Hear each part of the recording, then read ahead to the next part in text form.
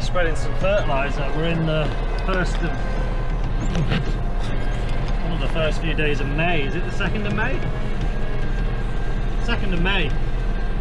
And we're going spreading fertiliser on what will be our second cut ground, which is quite bizarre to say, isn't it? Wouldn't have even normally started by now. But I've noticed everywhere that I've sprayed the hay ground, it's gone a bit yellow. You can tell this field in particular has all gone flat. Like it's really leafy, floppy grass. It doesn't really ever grow tall.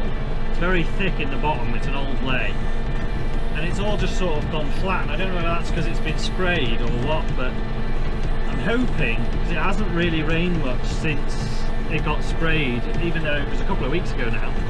We've had quite a long spell of dry weather, so I'm hoping that once we get some rain it'll perk it back up again, really, because I want it to sort of stand up straight before it finishes its growing, otherwise it's going to be hard to mow.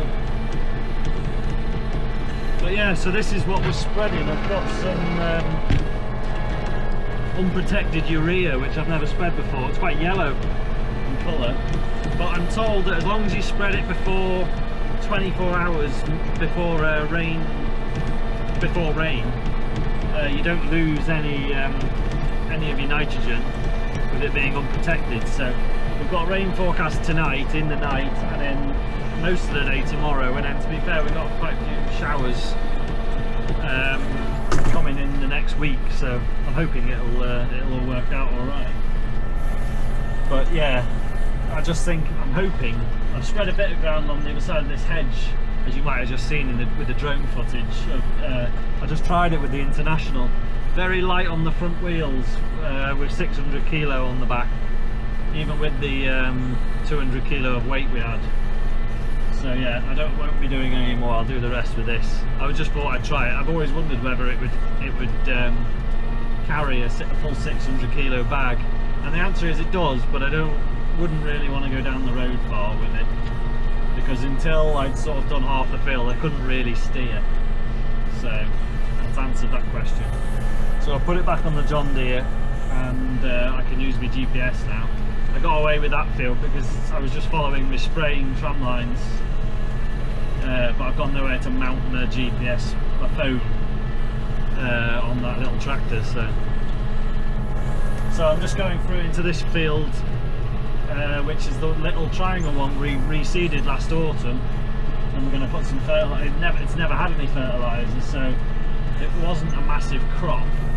Although, to be fair, did we get 17 bales, 18 bales off?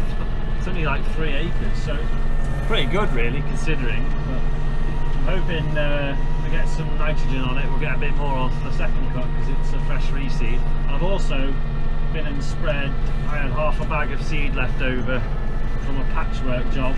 I've just been and put that on. There's a couple of bare patches that got a bit wet in the winter that was lying water, so I've been and just spread some grass seed over the top of them, so hopefully it'll thicken up. And Dan's been in here with the mole plough. He's put the mole plough on, and he's just it seems a bit odd this time of the year, but he's just having a go at putting a few little mole drains in where we've got some really wet patches over the winter. Right, I'll set my GPS. Yeah, this field looks alright. It's not in any way level. That's the downside of reseeding on the cheap, because we just used, we ploughed it with a broken plough, and then we rotavated it, which doesn't exactly level the ground, and then I tried to level it with some grass harrows but the problem is that it had that many big clods of grass root because this whole field was like a marsh. It was full of rushes. Oh look, we can see Dan's mole plough line, look. He's put a couple of, there's a ditch along, I dug that ditch out last year if you follow the videos. And he's just run some mole ploughs from the ditch to the wet spots that were lying wet all winter, in the hopes that we'll solve that problem. But yeah, it used to, this whole field was just rushes, so when we ploughed it up we got some great big clumps of roots that even rotavating it twice didn't really chop them up. So when we were dragging it to try and level it, we ended up just dragging big clumps of roots everywhere, so we couldn't really get it level. The ideal thing would have been to have had a power harrow, but for this little field we didn't want to bother going and borrowing one or hiring one or buying one. But it's definitely something we want to try and get hold of if we do any more reseeding. A better plough and a power harrow of some description. Doesn't need to be anything fancy, but just something that we can just sort of get the ground nearly level. Because yeah, it's fine when you're mowing in line with your drilling, but when you're driving across the field to collect bales, it's a bit rough. Dan's run his mole plough from that pond to this wet hole right in the gateway. He said he made a bit of a mess, but it's not actually as bad as what I thought it would look, to be fair. So we'll see if that does anything. I can't understand why water sits there. I don't know whether there's a pipe or a drain or something that bubbles up, because the level of this pond over here is like 10 foot lower than the field. And yet it just sits in a bowl. We seem to have got the rest of the field quite dry, but that little bit is being very stubborn. But anyway, the fertiliser's going well. This is my last field to do. Well, depending on how much I might have it. If I have a bit left, I might go do another little piece. But I've got everything done, and it's just spitting, so we're going to keep going. Well, it's Sunday morning it's Sunday afternoon. We must have had 10 mil of rain last night, which was absolutely perfect. We've got puddles on the ground. We've got all the ground that we've cut spread fertiliser on. So we spread 4 bags of urea over about 35 acres, so it's about 65 kilo. So that's quite a high rate for what I would normally put on, considering it's 45%. So it's a bit higher in nitrogen than the stuff I normally spread. And now we're getting on with some neglected cattle jobs, because these cattle are desperately wanting to scrape out some fresh straw. So Tash is attempting to get the gates open, and we're going to get them all scraped out. There's going to be quite a lot of muck to come out of here. But they've been dry because we haven't had any rain. The beds have been dry, they just have been muddy. Tash is looking at me like, why aren't you helping me open the gate? Just had a problem with one of my hinges, and it did the same thing on this gate. This is a driving pin, which would normally only come up to about here, but over time they sort of wiggle loose, especially if you're pushing your gate against muck, and it kept coming out that way when you were trying to open your gate. So what I did was drill right through and put a top hinge, and then welded an old mower blade just as a washer to stop it pushing through any further. And I think I'm going to have to do the same on this one, because it's doing the same thing. This drive pin had just sunk right in, so it was like the hinge was touching. So I've just found another one. I'm just welded a sleeve onto it for now, which will stop it pushing in. But I think really I need to do the same thing, drill right through. Hope it doesn't clash with that one, and then put one of these threaded bolts on with a sleeve. Anyway, hopefully that'll do for now. We'll let the weight back down on that and see what it does. For now, I have a funny feeling that when we open that gate next, if there's any muck pressing against the gate, it's just going to push the hinge out, but we'll see how it goes. Yeah, I'll have to go and get another top hinge. I haven't got any in stock next time I'm out. The bale trailer work continues. Dan's welded this tab on to be able to hook your straps, because we tend to just hook them onto the chassis, but we can't where the wheels are, so he's put this tab, because it'll be in between the second and the third bale, which is where you'd want to put the strap over the top bale, and then I presume he's going to put another one here, and then he's welded this back bar on. He reckons that gives us enough room to get 10 bales on the bottom, so I'm assuming this one's welding up. He's left that for me, or he's waiting for some less windy time to weld it. So that's all that done. In theory we should be able to put bales upright as well as on their sides, so that it will fit in within that bar. And he's also welded these bits of tube to stop these bars with spearing the bales, because they were quite sharp, and when you put a bale on, sometimes that would rip your plastic, so that bit of tube is hopefully going to stop that. So that just needs grinding down smooth, so there's no sharp edges, and then he'll probably want to paint it all. And then that might nearly be the trailer finished, apart from the brakes. We would like to take the brakes all apart and find out which drums need new liners, and then we can adjust them all up. And then maybe a winter job might be taking the pins out, these pins, and maybe just making new pins to get rid of all the play and make them all so you can grease them again, because we can't grease them because they're all seized up. But that is definitely a winter job. We're not going to be doing that this summer, I don't think, because it means taking it all apart again. And then the trailer will be well and truly finished, and we could start the next project.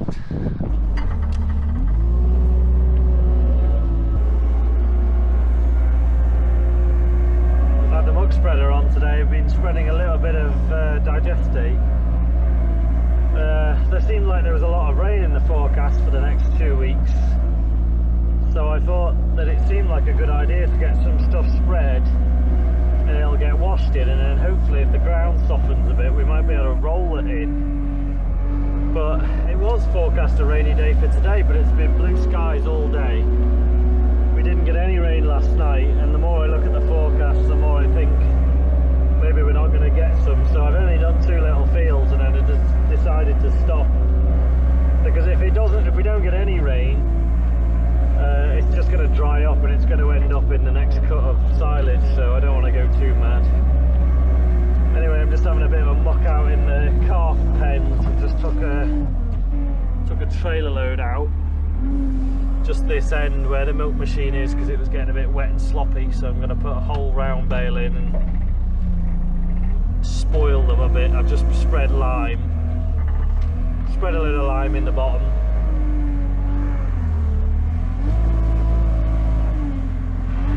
Got to be careful with the roof in this shed because it's not very high.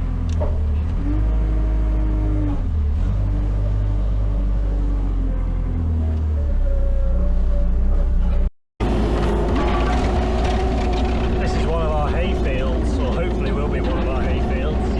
It's looking really good. I'm just coming to try and sort out a water issue. Well, it's not really my issue, it's United Utilities. There's a big water main that runs under the corner of this field, and the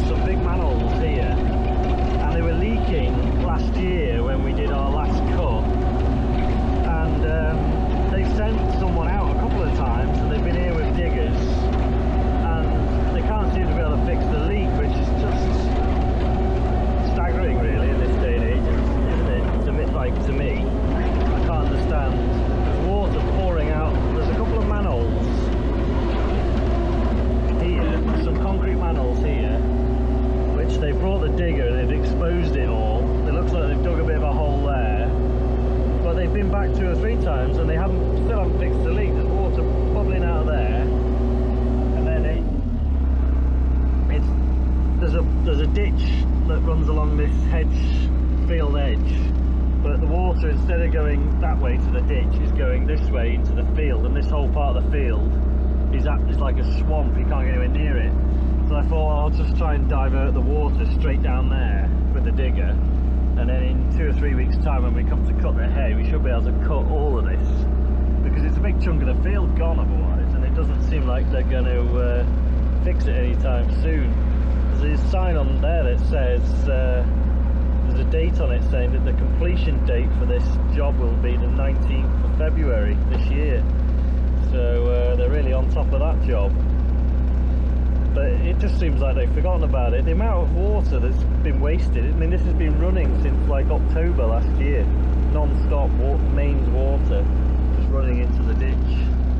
You just think surely they can fix it, because that's a lot of water wasted, isn't it? Job done. It's finding its way to the ditch. All of this area with the trees was completely underwater, and there's a lot of water stood here as well. So there, it only took me about 10 minutes. By the time I got home with the digger, it'd be an hour's job. Saved me about half an acre of grass. But I just think this is ridiculous. Like, we all have to pay for our very small amount of water we use in our houses, and yet this is where the money goes. This is water, mains water, pouring down the drain, literally, for months. And it doesn't look like they're going to fix it anytime soon either. That's the state the country is in. Just doing a bit of tidying up on this area where we want to park bales. Tasha's just mowing it all. I had a couple of piles of soil where we put some emergency stone down over there and over there last year. So I've just been levelling them out. I took a couple of loads of soil out of the way. I'm probably going to put some more stone here just so we've got a bit of a driveway, and then we're going to stack bales basically where the tractors stood, and they could fill this whole patch of grass this year, because it's going to be, well, if everything goes to plan, there's going to be quite a bit more. So we thought if we just get everything tidied up now and get the grass mown under where we have these bales stacked, it'll just encourage the turf to thicken up a bit, and it'll just travel a little bit better hopefully when we come to get the bales off it. So I'll move those bales out of Tasha's way and she can mow around them, and it'll just tidy everything up. We just pulled the sledge out of the long grass. So yeah. Right, that's a little bit tidier. I've put one trailer load of stone up to behind where the digger is. I dug all the turf off there, and then it was just sandy soil underneath, so I put that to one side. I've dug up to about there and tipped stone, brick, and then I've just covered it back over with this sandy soil, topsoil, in the hopes that we should be able to drive on and off here to get to the bales without sort of sinking and making a mess. But yeah, we'll see. Eventually I think it would be handy to have a sort of track that goes right through and joins the two bits of brick together, but we'll see how we get on. We've tidied it all up a bit. Sledges out on the long grass. My mum's been carrying on doing work around these ponds. She's working her way around this pond, and she's been clearing this bed. So it's starting to take shape. There used to be all these, she's reinstated this path that goes all the way around this pond, and cutting everything back, digging out what needs digging out. So yeah, it's looking good. Gunnera is really growing. This is Gunnera. We've got a couple of patches of it. There's some here and there's some over in the other pond. And yeah, it's getting big. We thought the stuff that over there had died, but I think it's actually survived. Doesn't like a hard frost. Hey Cam.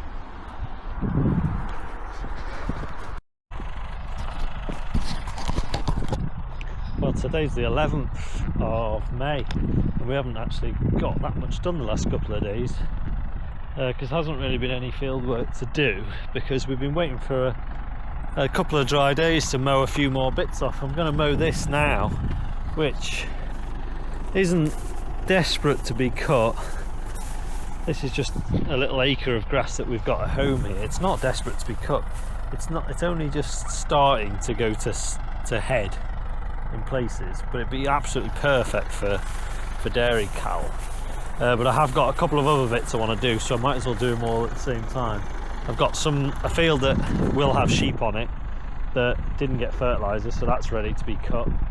And another field that's for sheep which has just all gone to seed, so that needs cutting to clear it off. So this could stand another couple of days, but we might as well cut it while we're doing the rest. So I'm going to mow that. I think Dan's going to go 2 fields over where we have already silaged on that reseed. I spread a bit of digestate on it and he's going to go and try and roll it in, and we'll see what happens, because that was a bit of an experiment.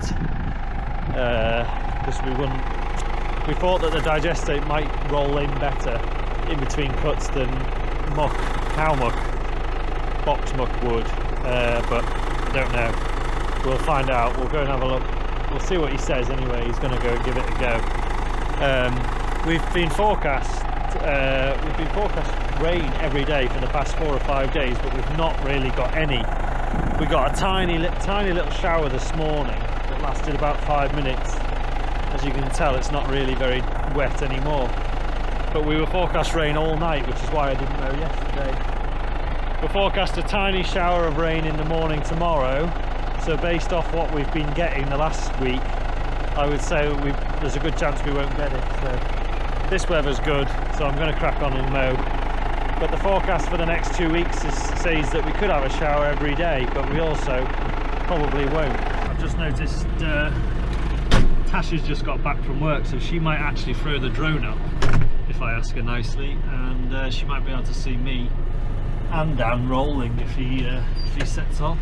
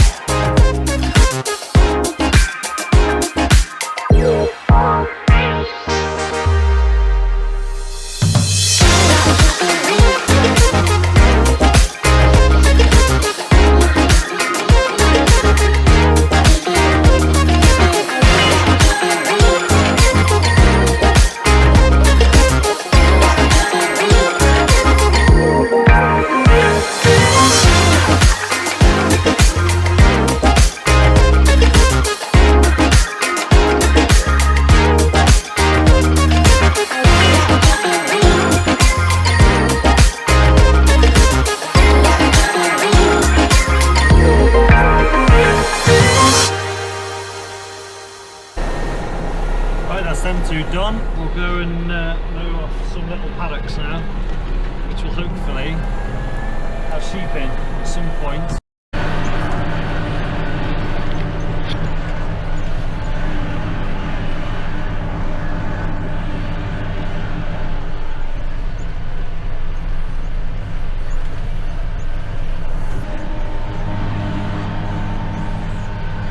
This field's alright big to mow because it's just full of trees. Last year I spent hours in here trying to mow and get under and around all the trees. So probably not one quite it wasn't really worth the time of the diesel last year. But saying that, this year there's a decent bit of grass in here, especially where I spread muck. I did come in with a couple of loads of muck actually when I ran out of places to spread it elsewhere. So in the main bulk of the field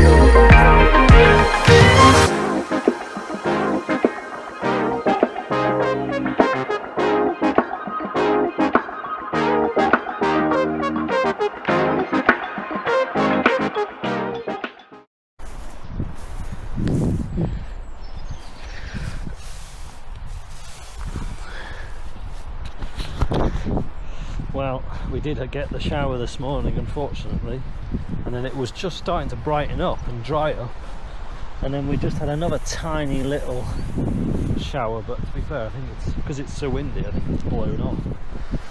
So I've got to go and pick up some milk powder and calf food now, which is going to take me a couple of hours. So I don't know, it's probably about 1:30, 2 o'clock. I don't know whether to ted it out now before I go or do it when I get back. I was thinking if it was still wet on the top, I would leave it until I get back, but it's actually quite dry on the top, so I'm wondering, do I just quickly ted it all and then give it 2 hours to dry, and then Dan will be back this afternoon to come and row it up, hopefully, because he's out today as well. It's probably going to be a late afternoon job.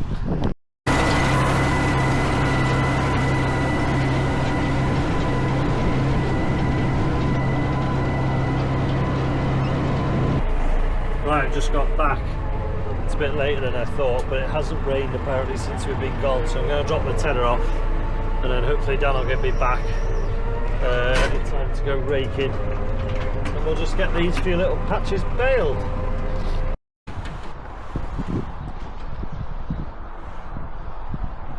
That doesn't look great.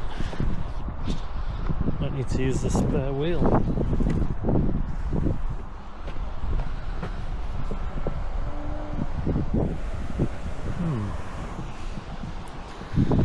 We've got another spare one. That one's for the tedder, but that one there.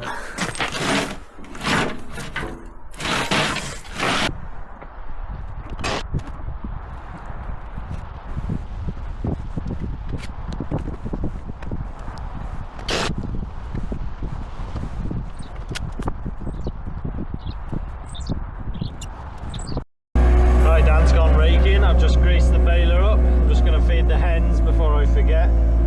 Otherwise we'll come to feed them tonight at the end of the day and realise that the bin's still empty. And I've just realised that I need to order more hen food. That's going really well. We've just well and truly blocked the baler. Now we're going to try and pull all that out, and it's pretty wet because we're still on our first run round the field and we've already got 3 bales, and they're not good bales either.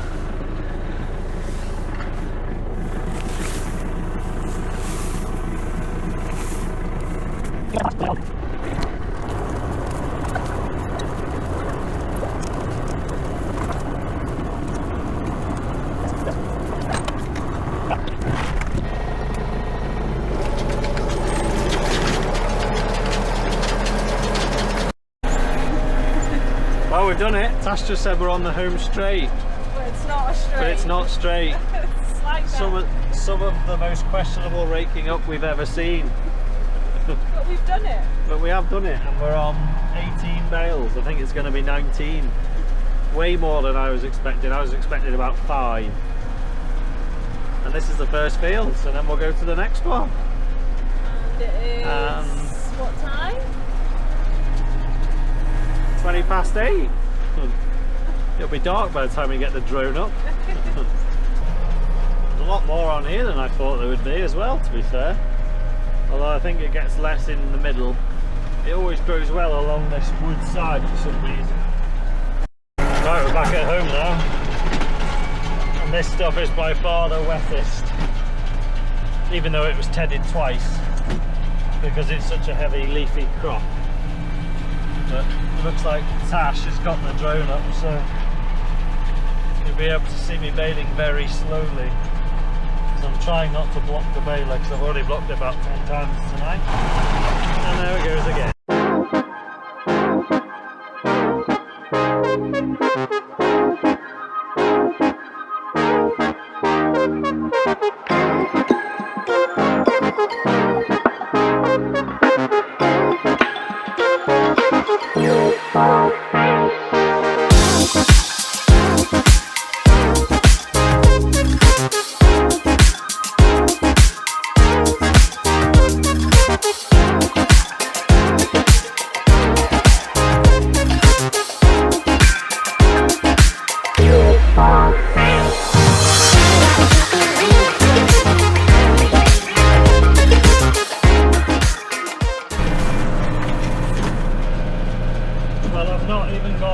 this round a 1 acre field, and I think I've blocked the pickup 4 times. And I think we've had about 3 or 4 bales already. So yeah, it's a very heavy crop. And the trouble is the dew is not making it any less heavy. It's getting a bit damp. I think it would have been quite nice to bale about an hour or so ago, but anyway, it'll be nice stuff if we do get it baled. I just hope this baler's making a few funny noises like there's another bearing going. I'm hoping that we can just finish this field. It's only about 1.5 acres, but it's probably going to be about 15 bales on it. I'm down to A gear now. Just really going slow, just to try not to get any big lumps.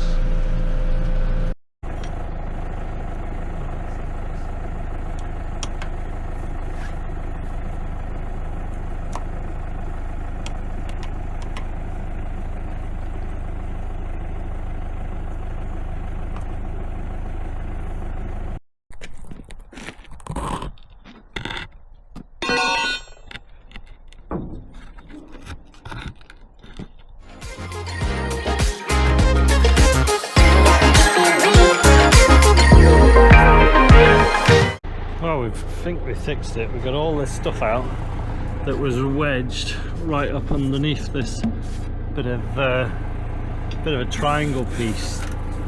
It was just basically full of soil and grass, which I think has probably built up over the years.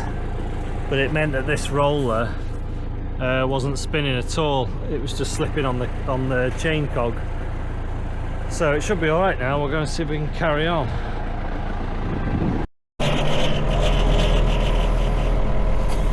So all in all, a pretty good crop we've got. I think it's going to be 30. Hang on, there's 10, 18, 28, and then 13. So there's 30.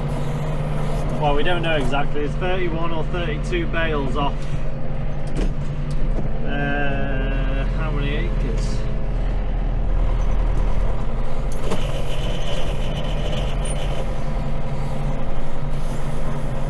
One, 2, 3, 4, 5, 6. About 7 acres.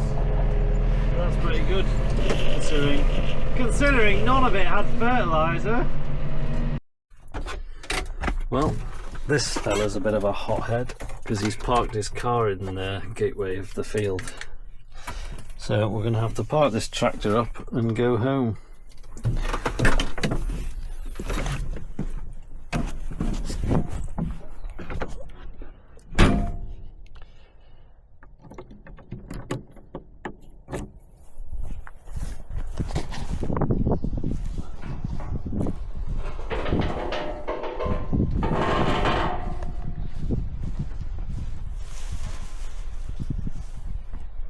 Well, fair play to the bloke, he just came out and apologised. He must have just got back from work. He's obviously worked a long shift and he just got into bed, and then the dog must have got set off by the tractor noise as I was loading bales. So his dog was barking and I think he just lost his temper a bit. Came and parked his 2 cars in the gateway and then just disappeared into the house. So I sat in the gateway for a bit, just wondering whether he'd come back out. And I waited for about a quarter of an hour, and then I rung down and told him to come and get me, and I was just locking the tractor up, and he came out of the house, and to be fair, he had calmed down a bit. He apologised and said, "I'm sorry, I know you've got stuff to do, but it's late at night and the dogs set me off and woke me up, and I've been working all day. I've got to get up at 6 in the morning." And he said, "Well, I appreciate that you've got stuff to do and you're trying to beat the weather and all this." He was quite reasonable, but he just admitted that he lost his temper, and I said, "It's fair said later to him, I said, oh, I'm sorry, I didn't intend to be this late, but Baler broke down. We want to get him in before the rain, and we don't want the birds to peck him. And he said, yeah, I understand. And then he moved his cars out of the way, so no harm done. Well, it's proper wintry this morning. I'm glad we baled the grass last night, persevered. It'd be hellish wet now. We got all the bales back.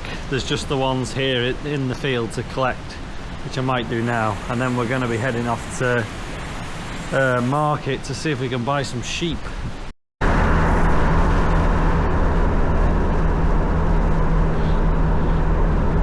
Well, we're going to Bentham to buy some sheep.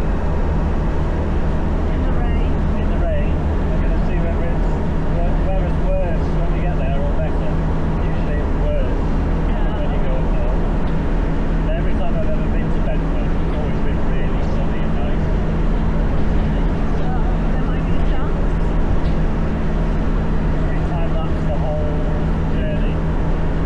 Oh, really slow time-lapse. Will I use an old battery? You can plug it in. Yes. All the mod costs in this Land Rover.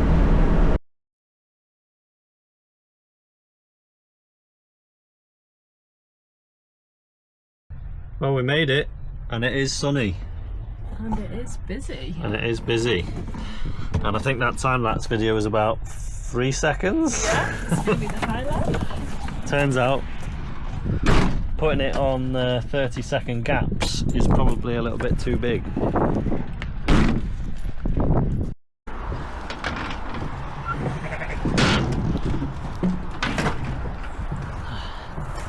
Wasn't exactly a full load,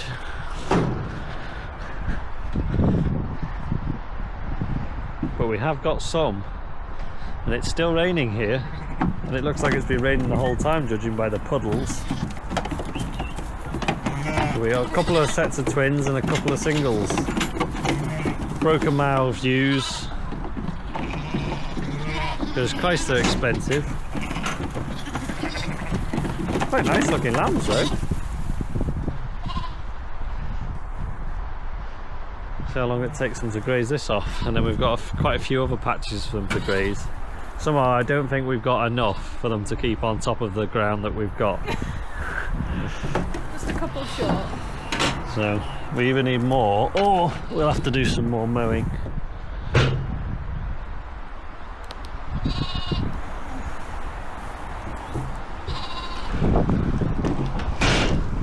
Yeah, it's about, what is it, 4 o'clock? Yes. Bit of an epic journey. Now we need to go and have breakfast. Dan's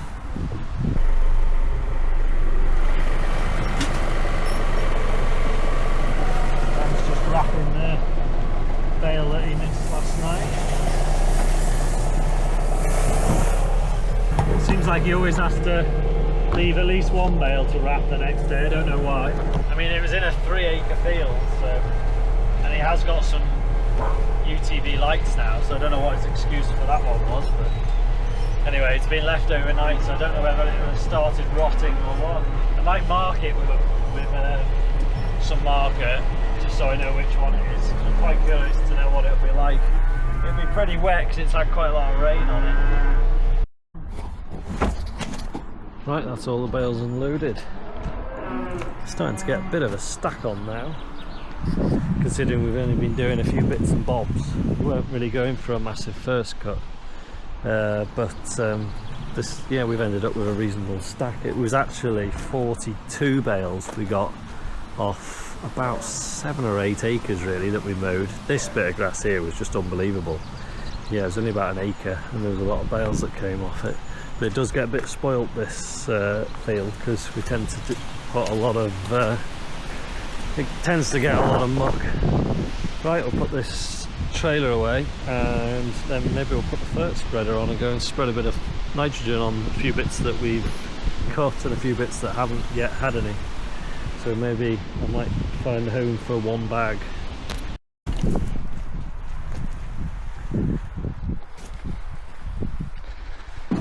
We've run out of rough old bales of hay now for these calves, so we've been bringing some silage from home loose in the trailer because they'd not really eaten enough to open a whole bale between them, because they're still getting quite a lot of corn, these young calves.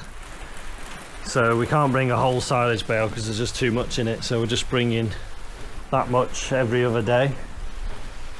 And then Tash just forks it all in and I just stand here and watch. That's pretty much it, isn't it? Yeah. We'll fill these 3 hay racks. These are eating the most because these are the oldest.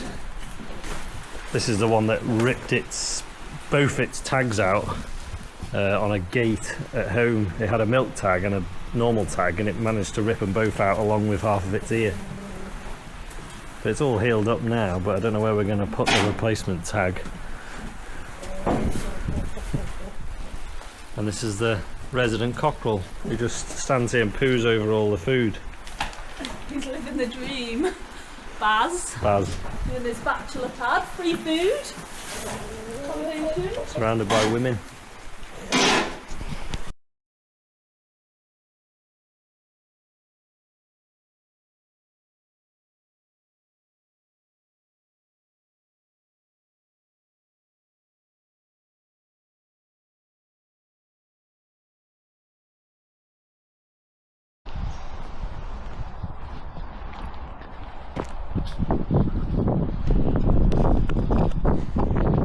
When you've got an aftermath like that, you know you've had a big crop. Don't normally have fields that look like that after we've taken first cut silage. They normally all only look like that if you've had a crop of hay. But yeah, some big crops about this year. But it doesn't look like we're going to have any hay weather in the next couple of days, so a bit of a quiet spell now and catch up on some other jobs. I've got some egg boxes to pack now, eggs to pack. We're having a bit of trouble with our labels because I had a lot of labels in stock from before we had bird flu, so they've been sat for a year and a half, and the stickiness of them seems to have got less sticky. So we're having a bit of trouble with them all peeling off the boxes, but the problem is that I've got hundreds of thousands of labels that I need to get through, and I don't really want to throw them away and order new ones because they're quite expensive. So we're just still going to try dabbing a bit of PVA glue on the boxes before we put the labels on. It's going to be quite time consuming, but it seems a waste to throw them all away. We're getting loads of eggs now. We've got a decent stock of eggs. We're supplying quite a few of our old customers, and everything's building back up again. We're getting less and less smalls. I think we're only getting 2 trays of smalls between the 2 sheds. The second shed that we stocked is now laying at about 97%, which is pretty good. So they've peaked basically. The other shed, the older shed, are still at 94%, I think. So 2 of the best flocks we've ever had so far. So having the break did a bit of good, I think. So, and the packing shed's working out all right. Could just do with probably another couple of tables in here really, as we start getting more eggs. So, but yeah, right, I'm going to pack some eggs, and that'll be the end of this video. Middle of May, so yeah, we'll see what happens in the end of May. I would like to get some hay cut, make a start, because we've got quite a lot of work to do among all the fields that we're going to try and make hay. So I don't want to cut it all at once. I want to just sort of do a field at a time really and get it boxed off, because if you have big breakdowns when you've got loads of hay on the ground, it can get really stressful. So first chance I get, I'm going to make a start. Grass is still a bit fresh yet, but it's better to get some boxed off out of the way, because you never know what the weather's going to do. So yeah, thanks for watching. Bye for now.